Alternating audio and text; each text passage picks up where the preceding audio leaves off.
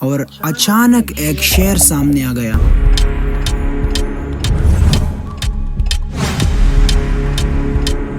یار ایک بات بتاؤ، کیا کوئی شیر کسی انسان کی حفاظت کر سکتا ہے؟ کیا جنگل کا بادشاہ شیر ایک انسان کے ساتھ چل سکتا ہے؟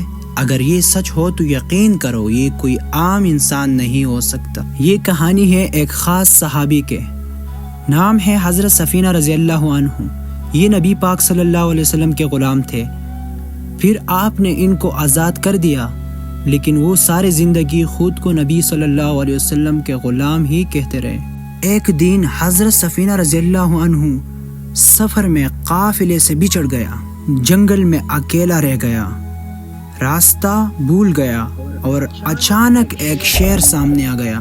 اب سوچو، جنگل اندھیرا، اکیلا انسان اور سامنے شیر، لیکن حضرت سفینہ رضی اللہ عنہ نے شیر سے کہا، میں محمد صلی اللہ علیہ وسلم کا غلام ہوں۔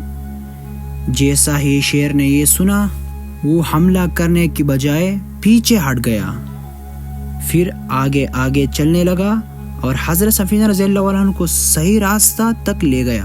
پھر شیر واپس پلٹ گیا۔ کیا آپ نے کبھی ایسا کہانی سنی ہے؟ یہ سب اس لیے ہوا کیونکہ وہ رسول اللہ صلی اللہ علیہ وسلم سے سچے محبت کرتے تھے۔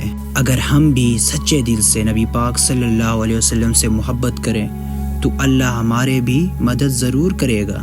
تو دوستو، یہ تھی حضرت سفینہ رضی اللہ عنہ کی وہ کہانی جس میں ایک شیر نے بھی اللہ کے بندے کی حفاظت کی۔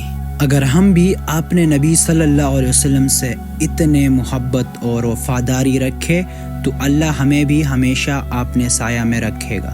اگر آپ کو یہی کہانی اچھی لگی ہو تو میرا چینل کو ضرور سبسکرائب کرنا۔